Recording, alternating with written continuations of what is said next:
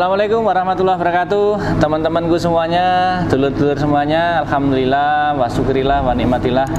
La haula wala quwata illa billah. Allahumma shalli ala Muhammadin wa ala ali Muhammad. Amma ba'du. Pagi yang cerah, hati kita mudah-mudahan juga senantiasa secerah hati kita, secerah suasana hari ini. Dan seperti biasa, alhamdulillah selalu saja banyak sekali teman-teman pengusaha, teman-teman akademisi, peneliti yang singgah di tempat kami. Dan alhamdulillah hari ini ada sahabat saya, seorang pengusaha dari Kulon Progo, Yogyakarta. Beliau adalah Pak Supri, yang dimana beliau ini mempunyai produk geblek Master Telo yang sudah ditekuni 6 tahun. Kemudian beliau juga punya warung makan iwak Progo. Dan ternyata yang ketiga ini beliau membuka bisnis baru. Ya, ini yang akan kita kulik ya, tentang bisnis, potensi bisnis pisang emas. Ini yang baru, ini yang menarik. Nanti ikuti bagaimana pola kerjasamanya, prospeknya, sehingga teman-teman yang mungkin punya lahan nganggur, tidak termanfaatkan dengan baik, dan mempunyai agroklimat yang cocok untuk pengembangan pisang emas ini, nanti bisa join bersama Pak Supri. Oke, kita sapa dulu beliau. Assalamualaikum warahmatullahi wabarakatuh, Pak Supri. Waalaikumsalam warahmatullahi wabarakatuh. Alhamdulillah, sugeng siang, selamat datang di Wonosobo Asri, kota nan dingin dan segar ini. Terima kasih kerawuannya hari ini. Tadi kita bincang-bincang, kok ada sesuatu yang menarik gitu ya, yang menarik ingin kita kulik. Barangkali nanti bisa dibagikan ke para pemirsa semuanya di channel saya ini terkait dengan bisnis pisang emas. Nah, Pak, dengar-dengar jenengan sudah menanam 7.000 pohon pisang ini, Pak. Iya. Itu apa yang menyebabkan jenengan memilih pisang emas, kok tidak pisang kepo atau pisang-pisang yang lain gitu? Monggo diceritakan kepada teman-teman. Ya.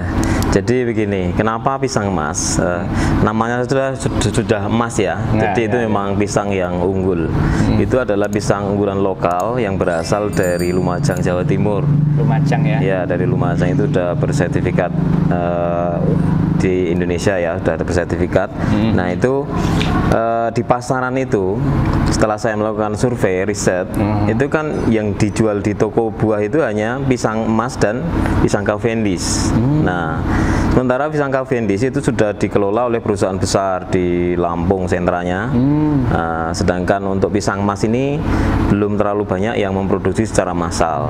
Nah, itu saya anggap merupakan peluang yang padahal itu pisang itu disukai, mudah dijualnya, dan dikonsumsi juga enak, rasanya termasuk golongan pisang yang enak. Maka itu saya menangkap peluang.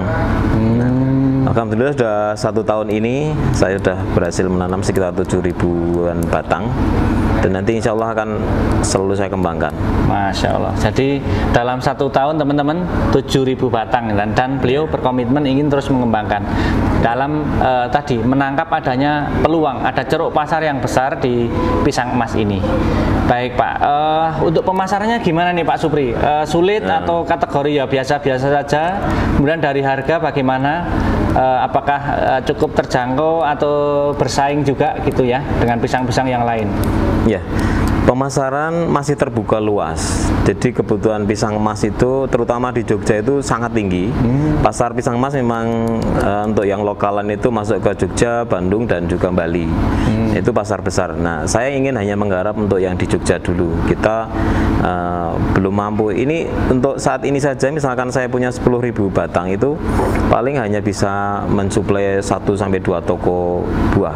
Masya Allah, 10.000 batang itu hanya untuk 4 toko ya? Iya. Nah, itu kan artinya serapan pasar itu sangat luar biasa. Jadi satu toko itu paling tidak 3 hari sekali harus dikirim. Nah, itu kan kita harus mempunyai jumlah tanaman yang produktif itu sangat banyak. Kemudian harganya termasuk daripada pisang lokal yang lain, itu termasuk bagus karena kita jualnya kan per kilo. Oh, kiloan, bukan satu tandan? Iya, tidak. Nah, kalau pisang lokal seperti Raja, terus kemudian ada Kepo, itu kan jualnya tandanan. Nah, itu sebenarnya walaupun kelihatannya uangnya banyak, tapi tetap saja lebih murah dibandingkan dengan pisang emas yang kita jual sudah kiloan.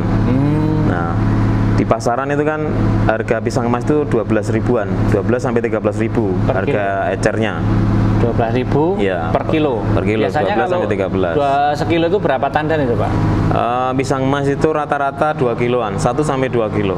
Per tandannya itu? Bukan per tandan, oh per sisir, jadi per tandan sekitar 10 kilo, 8 sampai 10 kilo. Lumayan juga ya, 10 kilo dah.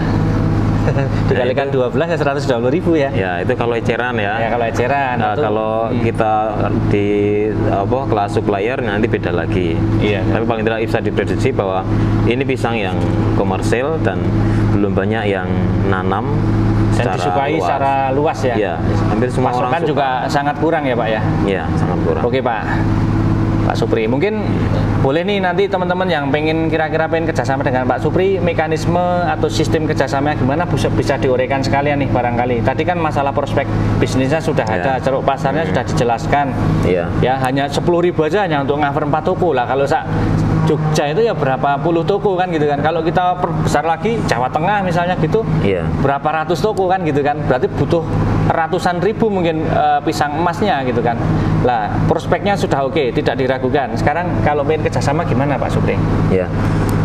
Dari 7.000 batang yang saya tanam itu sebenarnya hampir semuanya itu kerjasama, bermitra. Gitu ya? Saya membuat kemitraan, jadi dalam kemitraan kami itu ada 3 unsur utamanya. Jadi saya sendiri sebagai petani, terus kemudian untuk yang saya ini adalah sebagai pemodal finansialnya, kemudian 1 orang lagi sebagai pemilik tanah. Nah di sini yang saya bidik adalah orang-orang yang punya akses atau orang-orang yang punya tanah yang masih nganggur. Nah itu menjadi sasaran saya untuk saya kelola lahan tersebut untuk saya tanami pisang. Nah mungkin di luar sana banyak orang yang masih punya lahan kosong, lahan nganggur, nanti bisa dikerjasama dengan kami. Atau mungkin ada orang yang punya uang tapi masih bingung mau usaha apa, nanti bisa menjadi pemodal kami. Jadi dan itu sistemnya kami masih sederhana. Secara umum sekarang itu dibagi 3. Jadi dari hasil total itu kita bagi 3 secara kotor hitungan ya.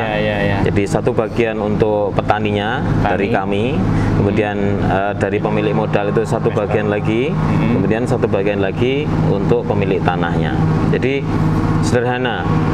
Kenapa persentasenya berapa Pak? Nanti untuk petani 40 atau 30 atau berapa gitu? Tidak, itu bagi 3 itu 100%-nya itu pokok dibagi 3 gitu aja. Oh gitu. Ini hanya bahasa untuk memudahkan komunikasi dengan orang yang punya tanah. Iya, berarti 30 Pak dibagi 3 persis ya? Iya, bagi 3 persis. 33,3 atau berapa mungkin ya gitu ya ketemunya. Sebenarnya gimana ya, kita saat membahasakan ke petani itu lebih mudah dibagi 3 karena dulu saya awalnya juga saya modal presentasi persentase, mereka malah bingung janjinya kepiye tau tapi saat udah bagi 3 itu kan tradisional.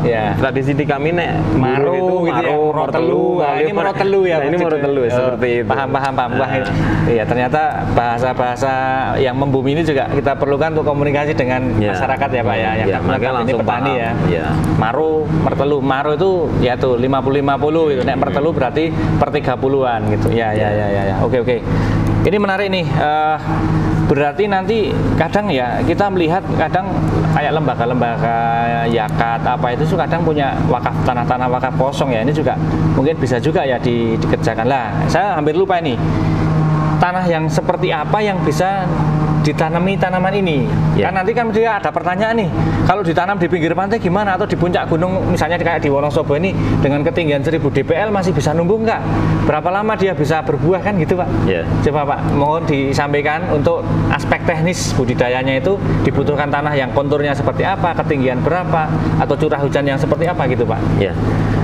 Sebenarnya pisang itu sangat mudah, bisa ditanam di mana saja, tapi optimal yang sudah saya praktekkan sendiri ya, itu 50 meter sampai di bawah 3000.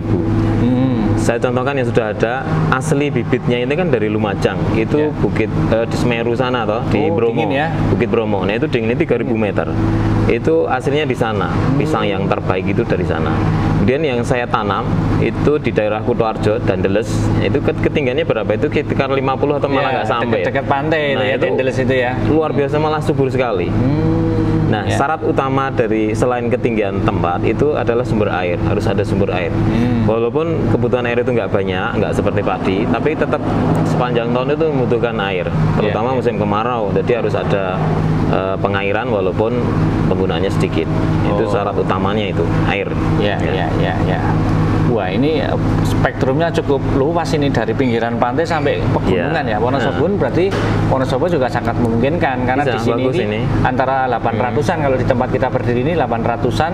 Kalau agak naik-naik itu sekitar 1.200. Dan sini banyak teman-teman yang kadang nawarin tanah ke saya sampai hektaran itu nganggur itu nanti bisa kita pertimbangkan untuk kita tawarkan kerjasamanya ya Pak Supri ya berarti ya. Bisa itu.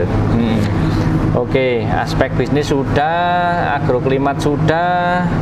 Kemudian ini Pak, mungkin ini kan dari sisi petani yang punya tanah nih. Kalau investor berapa sih duit yang harus mungkin mereka siapkan gitu kalau untuk minimal investasinya atau 1 juta cukup atau harus 5 juta atau berapa gitu? Untuk investor ini bagi investor ya. Tadi kan dari aspek petani ya, yang punya tanah nganggur. Nah, ini yang punya duit nganggur tuh berapa yang bisa masuk ke Pak Supri? Jadi saya membuka investasi itu sangat mudah dan murah karena minimal pembukaan lahan untuk satu lahan itu minimal 1.000 meter. 1.000 meter ya. 1.000 meter itu pun bahkan kalau teman atau saudara yang memang satu lokasi dengan lokasi kebun saya itu boleh kurang dari itu. Tapi syaratnya harus satu lokasi, misalkan satu daerah gitu ya. Berdekatan, nanti sekalian merawatnya. Jadi dalam 1.000 meter itu butuh investasi uang sekitar 6 juta. Oh, 6 juta. Ya. Ini sekitar 6 juta. Itu dapat berapa pohon Pak? Itu 200-an pohon. Nanti bisa berkurang atau lebih tergantung nanti kemiringan tanah. Semakin miring biasanya semakin sedikit ya, isinya sedikit. Seperti itu. Wah, ini terjangkau sekali teman-teman nih ya. Yang bingung naruh duitnya daripada mohon maaf di lembaga keuangan kadang ya melarnya lama gitu ya. Ini 200 pohon ini nanti jadi ATM ini ya. Sepertiga gitu. Asal induknya tanamannya nggak mati, terus panen terus, dijamin uangnya pasti kembali ya. Ini kalau bicara ROI, return of investmentnya dengan 6 juta itu berapa lama itu baliknya? Itu 17 bulan. 17 bulan balik modal ya? Sudah balik modal. Keren ini. Ya. Mantap ini. Ya. Itu dengan syarat dan ketentuan semuanya lancar ya. Lagu ya. Semua lancar. Tumbuh subur gitu Pak ya. Itu bahkan yang saya tanami yang sekarang sudah panen, sekarang kan baru panen awal. Itu saya kayak perkirakan itu nggak sampai 1 tahun malah sudah kembali modal. Itu karena kebetulan memang tanahnya itu bagus, pengairannya juga bagus, perawatannya intensif. Karena kemarin juga saya tumpang sari dengan lele, jadinya memang kondisinya luar biasa. Tapi itu juga bisa jadi ukuran secara umum, tapi secara perhitungan matematisnya sekitar 17 bulan sudah kembali. Biasanya di dunia pertanian teman-teman kita ngukurnya itu paling pahit. Ya, kalau paling pahit itu masih safe, aman, itu bisa dikerjakan gitu ya. Tapi kalau ngomong manis, nanti kalau ketemunya pahit ya nanti bisa pengok-pengok itu ya investornya gitu kan. Oke, lah nanti berarti kalau teman-teman ini pengen baik investasi dalam bentuk uang atau mungkin lahan yang nganggur gitu kan, itu nanti bisa berhubungan dengan Pak Supri langsung ya? Ya, dengan saya nanti ada kontak admin kami di perusahaan kami SBJ Farm atau Sokol Barokah Jaya Farm. Sokol Barokah Jaya Farm. Ya, Sokol Barokah Jaya ini suatu wadah organisasi yang saya siapkan untuk mengelola usaha di bidang perkebunan pisang. Ya. Kami sebenarnya juga nggak cuma peluangnya nggak cuma di kerjasama, tapi kami juga menjual semua komponen yang ada di SBJ Farm itu, termasuk media tanamnya, termasuk pupuknya, termasuk bibitnya, juga konsultasi. Nah, bagi mitra yang tidak ingin berbagi hasil dalam 3 komponen tersebut, nanti bisa menjadi mitra lepas kami. Mandiri ya? Nah, mandiri. Jadi misalkan Pak Bowo punya lahan, terus saya ingin berkebun pisang ini, punya saya 1 hektar, bisa konsultasi dengan kami dengan syaratan hanya membeli bibit dari kami, dan nanti jangan khawatir buahnya saya beli.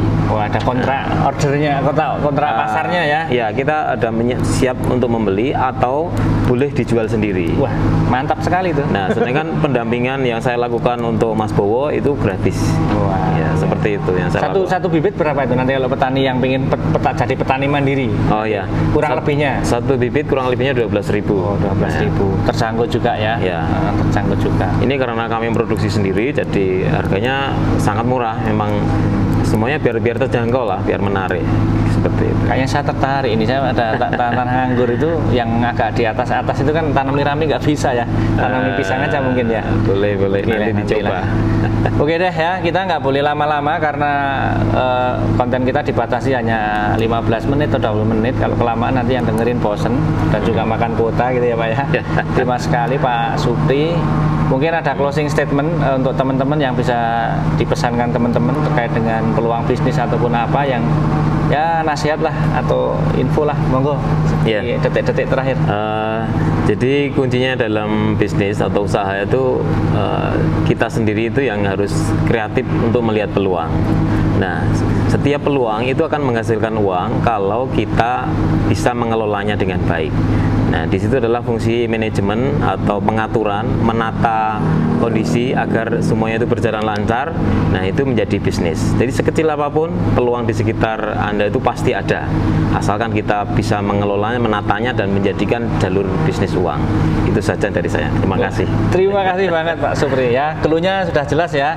Peluang itu ada di mana saja, tinggal kita mau nggak ngambil peluang yang ada. Tadi ada peluang, ada jeruk pasar di pisang emas dan itu ditangkap oleh Pak Supri dan baru setahun ini menjalankan dan sudah dimanage sedemikian seriusnya gitu. Oke teman-teman, mudah-mudahan inspirasi hari ini bisa kita tangkap, peluang-peluang yang ada ini bisa kita eksekusi ya. Jangan lupa tetap like, subscribe, and share video-video kami.